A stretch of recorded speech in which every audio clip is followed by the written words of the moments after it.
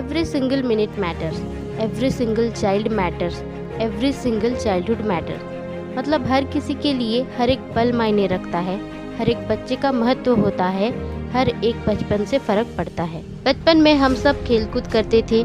आज के दिनों में हम उन दिनों को बहुत मिस करते हैं। लेकिन कुछ ऐसे बच्चे होते हैं जो बचपन में खेलकूद कर नहीं पाते, कुछ स्कूल नहीं जा पाते हैं। हम फिल्मों में अक्सर देखते हैं गरीब अनाथ बच्चे भूख गरीबी की वजह से टी स्टॉल पर जूते पॉलिश करते हुए, बर्तन मांजते हुए और रोड पर भीख मांगते रहते हैं। फिर हीरो आकर उन बच्चों की मदद करता है, उनको गुंडों से छुड़वाता है, उनको पढ़ाता लिखाता है और उनकी अच्छी तरह से देखभाल करता है। हम उस सीन को देखकर बहुत भावुक हो जाते हैं।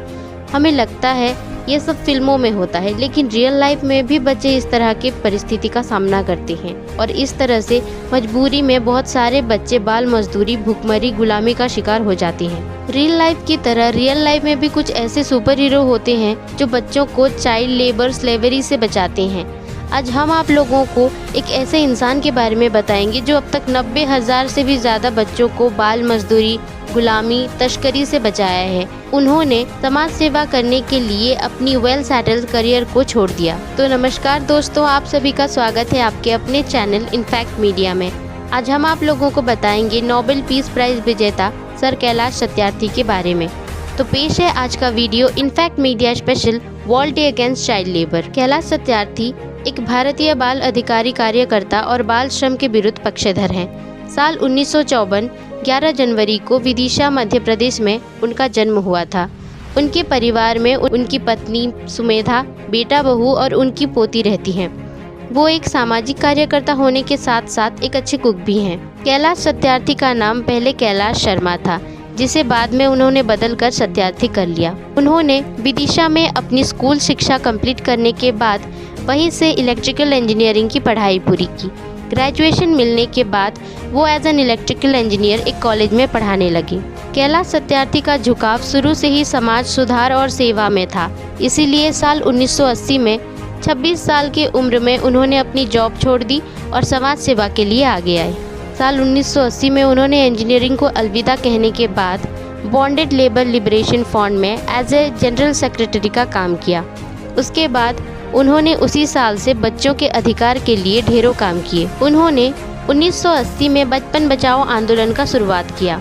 इस आंदोलन के तहत आज तक 90,000 से भी ज़्यादा बच्चों को भूखमरी, गुलामी और बाल श्रम से बचाया गया है। बाल मजदूरी की प्रथा भारत में सैकड़ों साल से चली आ रही है। कैलाश सर ने इस तरह के बच्चों को इस अभिशाप से मुक्ति दिलाना ही अपनी ज़िंदगी का मकसद बना लिया और वो कहते हैं कि I have one single mission of my life that every child should be free to be a child, free to laugh and cry, free to go to school and free to touch the sky। Satyarthi जी के अनुसार बाल मजदूरी महज एक बीमारी नहीं बल्कि कई बीमारियों की जड़ है। इसके कारण कई जिंदगियां तबाह होती हैं। बचपन बचाओ आंदोलन आज भारत के 15 राज्यों के 200 से भी अधिक जिलों में सक्रिय है। इसमें लगभग 70,000 स्वयंसेवक हैं जो लगातार मासूमों के जीवन में खुशियों के रंग भरने के लिए प्रयास कर रहे हैं। एक रिपोर्ट के मुताबिक साल 2013 में मानव तस्करी के 1199 मुकदमे रजिस्टर्ड हुए थे, जिसमें से 120 मामले बचपन बचाओ आंदोलन के प्रयासों से दर्ज किए गए थे। कैलाश सत्यार्थी ने न केवल बच्चों को मुक्त करवाया बल्कि बाल मजदूरी को खत्म करने के लिए मजबूत कानून की मांग की। बचपन बचाओ आंदोलन सामान्य तरीके से बच्चों को मुक्त कराती है और छापेमारी का काम करती है। यह संस्था बच्चों को कानूनी प्रक्रिया द्वारा छुड़ाती है और उन्हें पुनर्वास दिलाती है।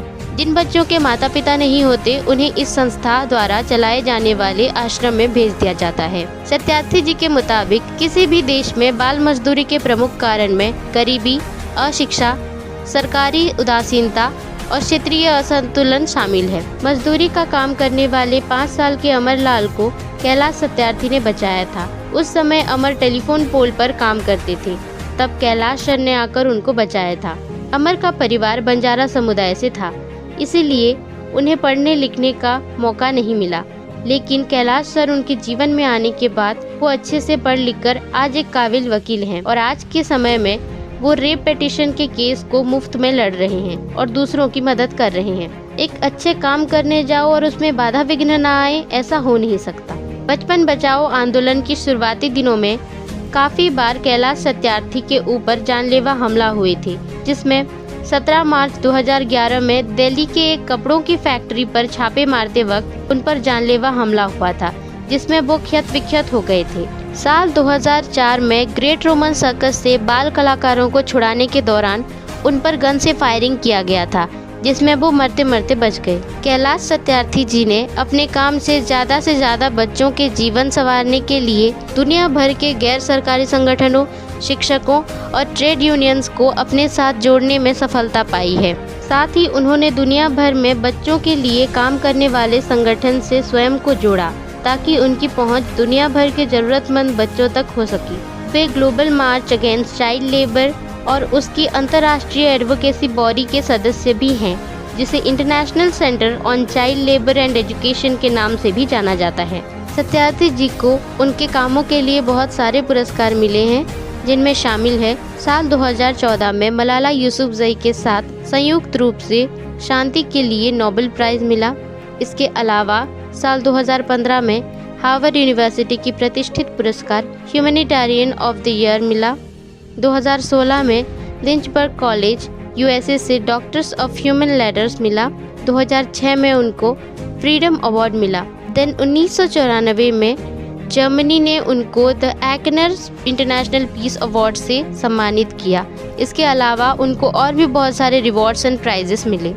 सत्यार्थी जी ने अपने डायरी में लिखे कुछ यादगार पलों को याद करते बताया, मैंने आज स्थानीय अस्पताल के बरामदे में एक ग्रामीण महिला को रोते देखा। पूछने पर मालूम हुआ कि उसका पति भर्ती है और उसकी हालत गंभीर होती जा रही है। डॉक्टर ने कुछ दवाइयाँ लिखी और केवल दही या मट्ठा खाने को बताया, लेकिन वह सबको खरीदने में असमर्थ थी। मेरे सामने एक चुनौती थी। मैंने उसको दही की व्यवस्था कर दी। ये तो साधारण बात थी, परंतु रोगी उठने बैठने तक को अक्षम था और वृद्धा स्वयं निर्बल थी। रोगी को सेवा की सख्त आवश्यकता थी। उस रोगी से मिलना जुलना ही मेरे मित्रों और परिचितों के लिए मजाक बन गया था। अब समस्या यह थी कि मैं उसकी शारीरिक सेवा कैसे करूं। मैं 1-2 दिन टाल गया, परंतु अंतर्द्वंद में उलझा रहा। वास्तव में तब तक ऐसा अवसर भी न आया था, लेकिन मैं अंतरात्मा की आज्ञा को न टाल सका। आखिर मैंने उसकी सेवा उसे ईश्वर मानकर की और वह ठीक हो गया। वह साधारण सी घटना मुझे कुछ अनुभव छोड़ गई। जब हम कोई कार्य करते हैं तो लोग पूछते हैं, वह सब परंपराओं और मान्यताओं से अलग तो नहीं जो हम मानते हैं। हमारी अपनी बुद्धि पूछती है, क्या यह लाभप्रद है? अभिमान पूछता है, क्या यह लोकप्रिय है? आलस्य पूछता है, परिश्रम तो नहीं करना पड़ेगा? भय कहता है, यह सुरक्षित तो है? आत्महीनता कहती है, लोग क्या कहेंगे? मन कहता है, करें या नहीं? लेकिन मेरी आत्मा पूछती है, क्या इसमें परोपकार निहित है? बस यही एक प्रश्न है जिसका उत्तर खोजकर वह सब कुछ किया जा सकता है जो एक शताब्दी में विश्व भर में कुछ महापुरुष ही करते हैं। हम सबके सामने भी यही आदर्श होना चाहिए। हमें सत्यार्थी जी के जीवन से बहुत कुछ सीखने को मिलता है, जैसे कि जीवन में परोपकार से असली खुशी मिलती है। हम चाहे जितना भी सफल हो जाए, कितना भी पैसा कमा लें, लेकिन सच में हम तब कामयाब कहलाएंगे जब हमारी सफलता दूसरों की मदद करने में हो। आज वर्ल्ड अगेंस्ट चाइल्ड लेबर के दिन पर हम आपसे अनुरोध करते हैं कि आप कहीं पर भी बाल श्रम, भुखमरी, बच्चों की तस्करी, गुलामी जैसी चीज़ों को देखें तो उसका विरोध करें या पुलिस को खबर करें। क्या पता आपकी वजह से वो बच्चा कुछ बनकर वो भी दूसरों की मदद कर दे। तो ये रहा emotional journey of Kailash Satyarthi, उनकी कहानी। उम्मीद करते हैं कि आपको उनसे बहुत कुछ सीखने को मिला होगा। इसी के साथ आज के लिए इतना ही। देखते रहिए इनफैक्ट मीडिया। सत्यमेव जयते।